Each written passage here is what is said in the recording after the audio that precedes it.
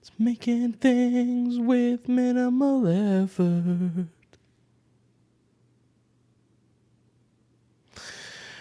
All right, so welcome to the first episode of Making Things with Minimal Effort. I am, as always, the fat fella himself, Matt Jones. And today we're testing out a couple new things. First off, a new concept for a video, the Making Things with Minimal Effort, of which we're going to be making Spicy Candied Bacon. The other thing that I'm testing out is I am doing a voiceover, and here I go, showing the bacon. I've already got my timing off. I personally prefer bacon from Rayleigh's because it doesn't suck, and because I can get it in a thick cut. And they also have the little viewing screen in the back, so I can figure out if it's got too much fat in it. All right, so while I sit here and fumble with cutting open this bag for way too long, I'm going to talk about the concept of making things with minimal effort. Personally, I don't like to put too much effort into much of anything, so I try to find the least amount of effort that's needed to get something done. It's a little bit of a personal philosophy. It's served me well, lately at least, because, the big thing with figuring out minimal effort is you have to find out the minimal effort needed for the thing that you want to get done, not the minimal effort you're willing to put in. So sometimes you're going to fail. Like right now, I'm failing at pulling apart bacon because I let it sit out for a little bit, so it didn't get warm, but it's not exactly cool, or cold at least, and so yeah, I'm just going to fumble around with that for a little bit. A little bit more on what this is. This is Spicy Candied Bacon. It's popping up a lot in restaurants and different food type places. I don't know what else there would be. Restaurants and maybe food trucks. I don't know. Haven't seen one yet at a food truck, although I don't doubt it. I have made candied bacon before, so the concept is not all that different. Man, this is weird. Usually I do the talking while I'm going through stuff. So like in my review series, I don't have to come up with stuff afterwards. I just sort of talk it out. This is about the time in the video where I also realize that I'm not going to be able to fit all of these pieces on my cutting board. By the way, when I say cutting board, I mean that red piece of plastic right there. It's pretty great. It's easy to clean. Fits just about anywhere. And I don't know where we got them from. They're really cool, though. You got multiples, one for beef, one for chicken, one for vegetables, one for fish. Those last two hardly ever get used. Things like that. And so here I go, spreading the bacon out. What I'm doing is putting it on the cutting board so that I can put the brown sugar and spices on top. All right, right about now, I'm looking at the bacon and realizing I don't need these little fat caps on the end. I'm also realizing that the minimal effort needed to cut those bad boys off is not a steak knife. Probably should have gone for something with just a sharp edge, not a serrated edge. And I figured out my mistake about now, but I've gone too far. And much like the captain of the Titanic who decided to not take extra lifeboats, I've just decided to go with what I got. So here I go, just pulling that fat off. Reason I did this is because to render the bacon down, or render the fat more like, would have just taken too much time. Really, I just wanted as much meat as possible, a little bit of fat, but those end pieces right there, not necessary for what I'm trying to do. If I'm cooking just bacon regularly, I will keep them on. And especially considering if I have a really nice recipe for green beans that I actually cut the fat pieces off. I cut the bacon into little pieces, but I cut the fat pieces off. And I keep those to help kind of fry the green beans down. Now, we've moved on, and this is the brown sugar. This is going to be the candied portion.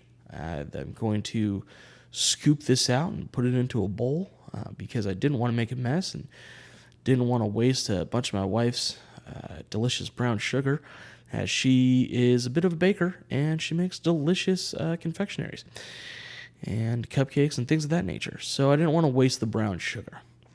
And what I'm taking here now is just good old chili powder. In the future, may try something different. I think I speak about that later on when I actually test the bacon, but chili powder is what I had, and everything else is too expensive right now. Except for this bad boy, which I think I got for about 70 some odd cents. Red pepper chili flakes. Really nice stuff. It's got seeds in it, and it's got the dried skin of the red pepper, I assume. And yeah, so I'm fumbling around opening that because apparently fingers aren't as dexterous as I thought they were. So yeah, tap that in, just a little tap, tap, taparoo. And we're good to go. Now I try to zip that back up. Should have just put it down. Yep, there we go. There we go. And finally, a little bit of black pepper. We buy the whole pepper and put it into a grinder so it's freshly ground. It's delicious that way. Although it is just pepper, so I guess it's not that special. Now what I'm going to do, I have a fork, and I'm just going to sort of whisk all of this together. I want everything to be mixed up as nicely as possible, so when I go and spread this all over that beautiful bacon, I'm not getting just clumps of brown sugar or clumps of pepper, and then I'm getting everything all together. Yeah, all right, so just want to give a shout out. This video is brought to you by the remnants of my paycheck. My paycheck is a currently twice monthly direct deposit into my account of straight cash in exchange for my soul and 40 hours of work plus a week. So yeah, my paycheck. If you're interested, talk to your employer. I'm sure they have a program for you. So here we go, and we're going to spread the brown sugar and chili and pepper flake and pepper mix onto the top of the bacon.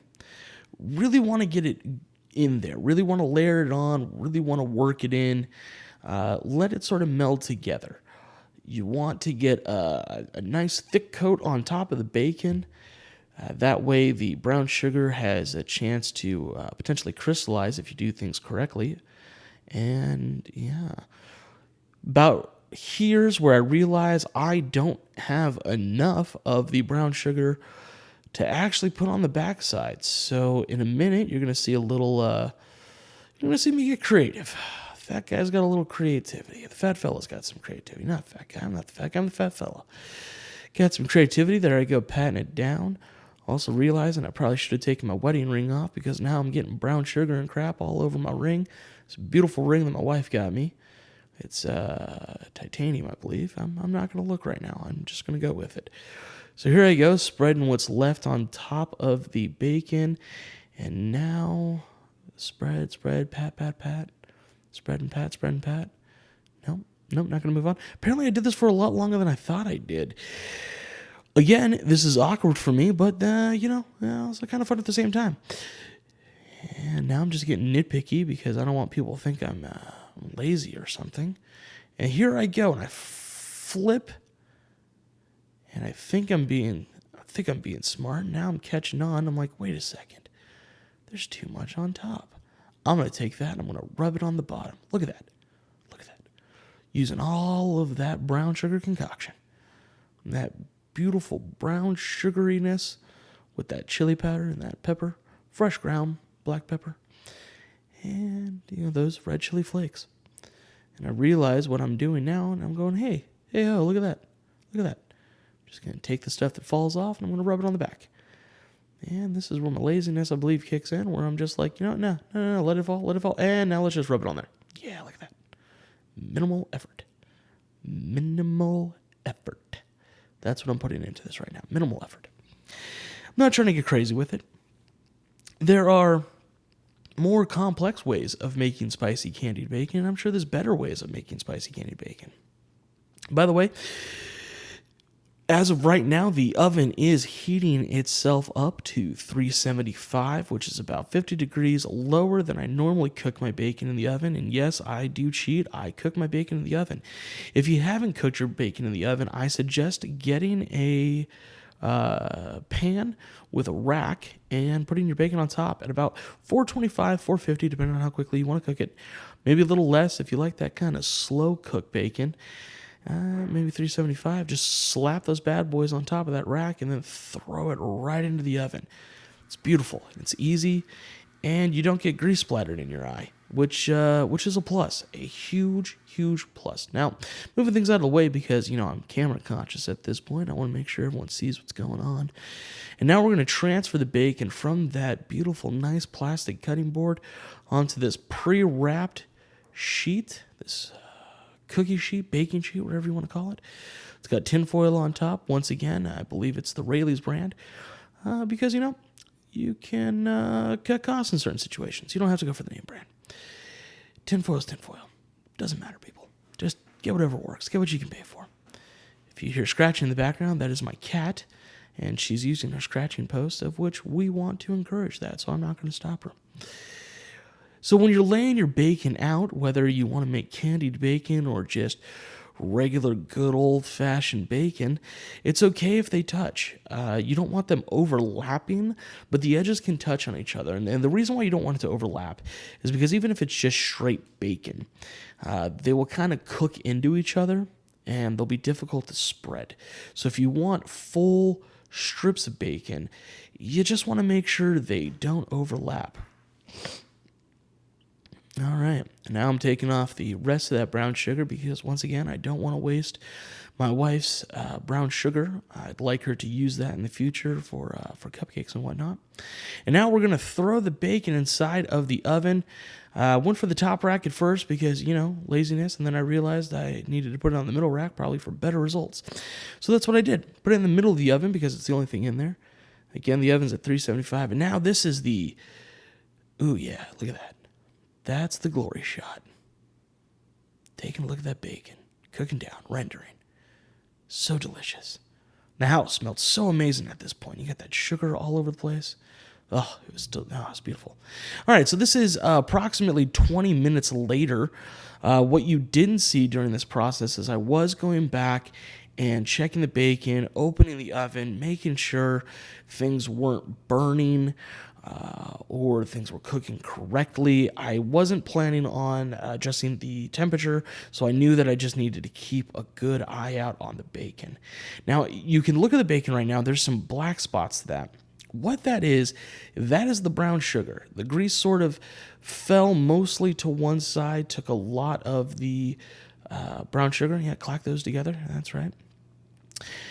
That's just the brown sugar that burnt a little, which is fine. If it burnt on the aluminum foil, I don't care. As long as it didn't burn on the bacon, I felt we were good to go. All right, here I go.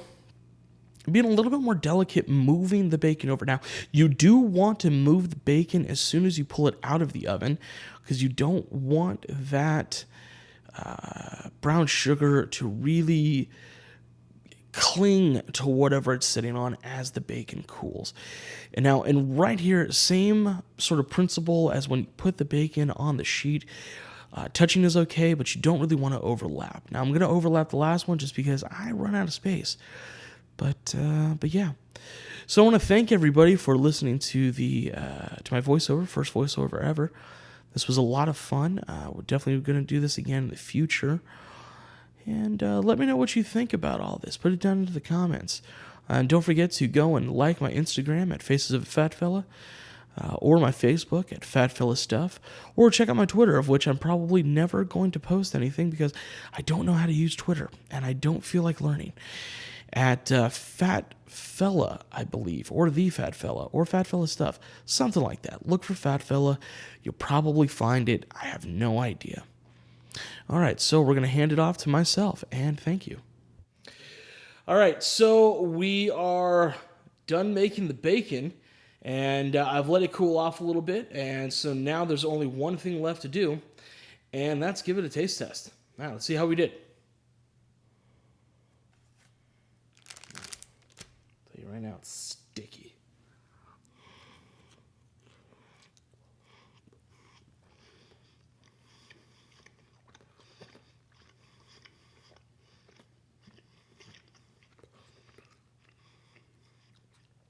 Well,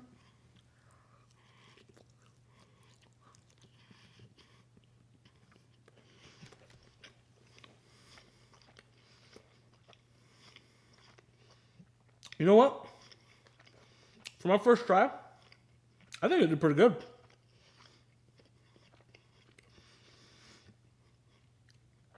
Some lessons learned. Next time, definitely going to use more chili powder. Probably going to get something other than chili powder. I saw a couple recipes that suggested like cayenne. I was looking for some chipotle, but apparently chipotle powder is pretty expensive.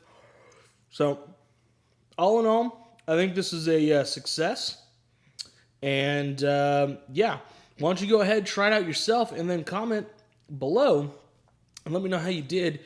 Or if you have any other recipes that you'd like me to try out or different things, go ahead and comment. And don't forget to like and subscribe and hit that bell icon so you get notifications of when new episodes come out, including the all-new Making Things with Minimal Effort series.